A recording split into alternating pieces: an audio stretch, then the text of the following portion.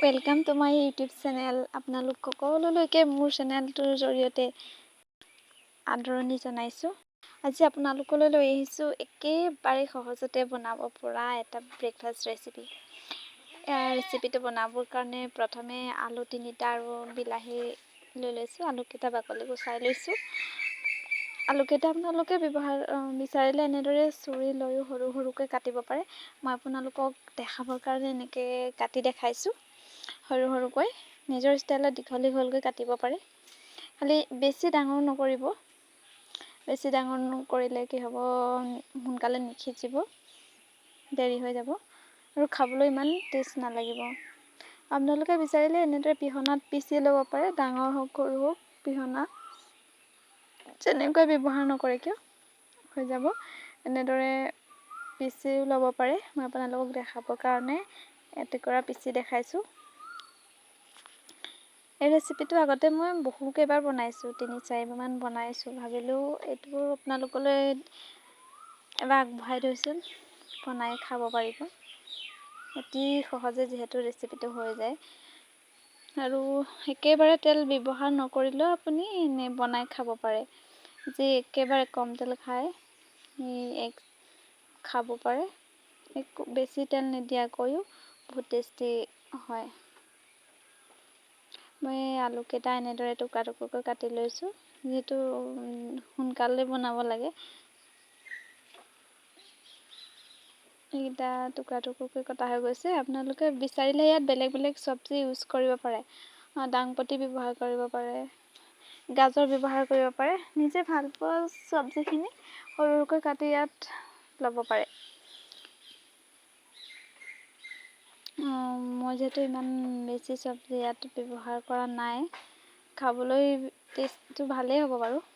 আগতো এনেকৈ চিম্পুলকৈ বনাইছোঁ, অলপো টেষ্টটো বেয়া হোৱা নাই। চব্জি ব্যৱহাৰ কৰিলেও নকৰিলেও টেষ্টটো থাকেই। এইকেইটা এটা বিলাহীও লৈ লৈছোঁ। এজন মানুহৰ কাৰণে যিহেতু বনাইছোঁ, সেইকাৰণে সকলো বস্তু কমকৈ ব্যৱহাৰ কৰিছোঁ। বিলাহীটো একেবাৰে সৰু সৰুকৈ কাটি ল'ব। ডাঙৰকৈ কৰি ল'লেই বিলাহীটো ইমান গলি নাযাব, তেতিয়া টেষ্টটো অলপ কমি যাব। আমি মিক্সিতে পিচি ল'ম। একেবাৰে ঘৰত বেলেগ যদি বস্তু নাথাকে, তেতিয়াও আমি পাকঘৰত থকা বস্তুকেইটাই বনাব পাৰোঁ।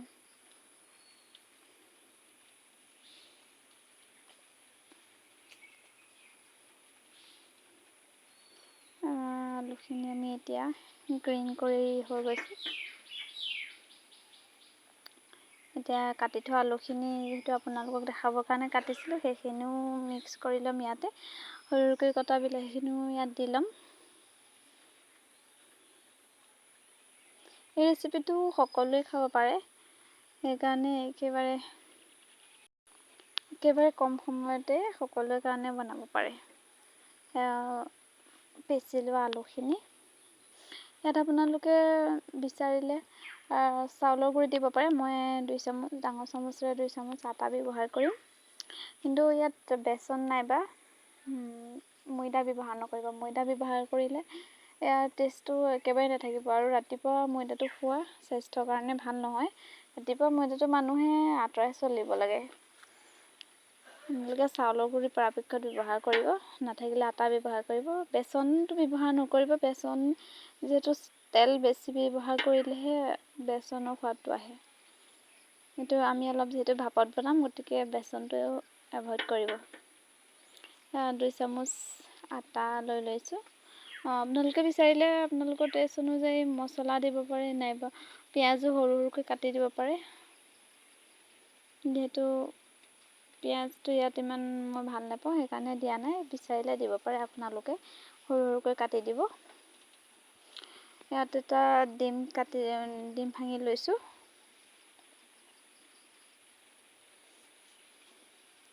ডিমটো দি আমি ভালদৰে ফেটি ল'ম গোটেইখিনি।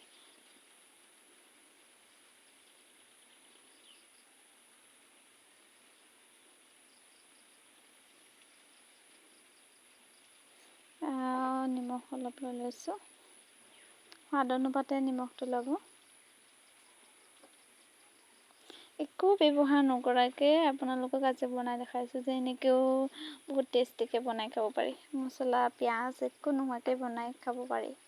কিছুমানে পিঁয়াজ নেখায় ন, সেইবিলাকৰ কাৰণে এনেকৈ বনাব পাৰে আপোনালোকে। পেষ্টটো খালি ভালদৰে বনাই ল'ব।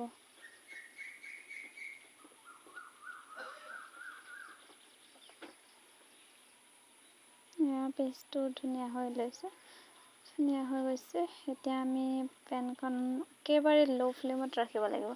আৰু যদি অলপ বেছিকৈ ব্যৱহাৰ কৰোঁ গেছটো, তেতিয়া জ্বলি যাব অতি সোনকালে, ভিতৰতো সিজিবলৈ নাপাব, তেতিয়া ইমান টেষ্টটো নহ'ব। পেনখন গৰম হৈ গৈছে, আমি 1 চামুচ ঘিউ ব্যৱহাৰ কৰিছোঁ। আপোনালোকে ইয়াত ব্যৱহাৰ কৰিলে ৰিফাইনো 1 চামুচ নাইবা সৰিয়হ তেল যি ব্যৱহাৰ কৰিব পাৰে, কিন্তু একেবাৰে কম পৰিমাণে ব্যৱহাৰ কৰিব। ৰাতিপুৱা এনেও একেবাৰে কম তেলতে খাব লাগে, আৰু একেবাৰে তেল ব্যৱহাৰ নকৰিলেও একো নাই। তেলখিনি গৰম হৈ গৈছে, আমি পেষ্টখিনি দি দিছোঁ। আধাখিনি থৈ দিছোঁ। এবাৰত আধাখিনি দিছোঁ। যদি ডাঙৰ টাৱাৰ ব্যৱহাৰ কৰে তেতিয়া গোটেইখিনি একেবাৰতে বনাব পাৰে। মই পেনখন সৰু ল'লোঁ, সেইকাৰণে আধা দি দিছোঁ। এইখিনি অলপ মিক্স কৰি ঢাকি দিছোঁ। 2 মিনিটৰ কাৰণে ঢাকি দিব। বহুত বেছি দেৰি নাৰাখিব, বেছি দেৰি ৰাখিলে জ্বলি যাব পাৰে। 2 মিনিটৰ পাছত এয়া প্ৰায় ওপৰখিনিও সিজি গৈছে। তাৰপিছত আমি এতিয়া লুটিয়াই দিম ওপৰৰখিনি সিজিবৰ কাৰণে। তলৰখিনি সিজি গৈছে, ওপৰৰখিনি সিজিবৰ কাৰণে লুটিয়াই দিম। দেখিছে, অলপো নাভাগে। তেল নিদিয়াকৈ বনোৱা হ'লেও অলপো নাভাগে। এতিয়া আমি আকৌ ঢাকনখন লগাই দিম, আকৌ 2 মিনিটৰ কাৰণে ৰাখি দিম। তলৰখিনি সিজিবলৈ আছে। এয়া হৈ গৈছে, প্ৰায় সিজিয়ে গৈছে। এয়া প্ৰায় হৈ গৈছে। এতিয়া এইখিনি নমাই থৈ দিম। তাৰপিছত ভাবিলোঁ আমৰ জুচ এগিলাচো বনাই লওঁ। একেবাৰে সৰু আম 3টা কাটি লৈছোঁ। আম 3টা বাকলি গুচাই লৈ আমি সৰুকৈ কাটি ল'ম। সৰুকৈ কাটি এগিলাচৰ জোখাৰে জুচ বনাম, যিটো বৰ বেছি নবনাওঁ। আমি আমকেইটা একেবাৰে সৰু একেবাৰে কম ওলালে, সেইকাৰণে। ইয়াত আমি বেলেগ একো ব্যৱহাৰ নকৰোঁ, অকল জুচে বনাম। 2 চামুচ চেনি ব্যৱহাৰ কৰিম। চেনি কোনোবাই বিচাৰিলে চেনি নিদিবও পাৰে।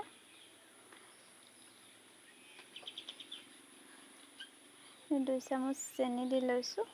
চেনি দি লৈ মিক্সিত দিলেই জুচ হৈ যাব। একেবাৰে সহজ নহয়নে? আমি বজাৰৰ পৰা এক্সট্ৰাকৈ আমি জুচ কিনি আনো, এনেদৰে সহজতে একেবাৰে কম সময়তে বনাই খাব পাৰোঁ ন। কিন্তু আমি দোকানৰ পৰা বহুত দামত কিনি আনি খাওঁ। এনেকৈ বনাই খালে বহুত টেষ্টি হয়।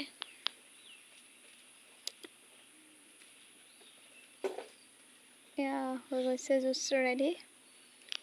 এতিয়া আমি খাবলৈ ৰেডি।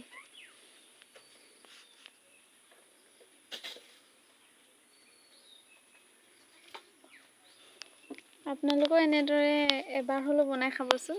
যদি বনাই খাই কমেণ্ট কৰিব কেনেকুৱা পালে। যদি ভাল পায় ৰেচিপিটো কমেণ্ট কৰিব। ধন্যবাদ থাকিল। আকৌ এটা নতুন ৰেচিপিৰ সৈতে আপোনালোকৰ সৈতে লগ হ'ম। এয়া অলপ ঘৰতে বনোৱা, যিটো মই এইটো ৰেচিপি দিছোঁ, জেলি লৈ লৈছোঁ, আমৰ জেলি লৈছোঁ। তাৰপিছতে জুচ, ব্ৰেকফাষ্ট ৰেডি হৈ গৈছে আমাৰ। ঠিক আছে। দেখিবলৈও টেষ্টি হৈছে, মানে ধুনীয়া হৈছে ন, খাবলৈ যে বহুত টেষ্টি হ'ব।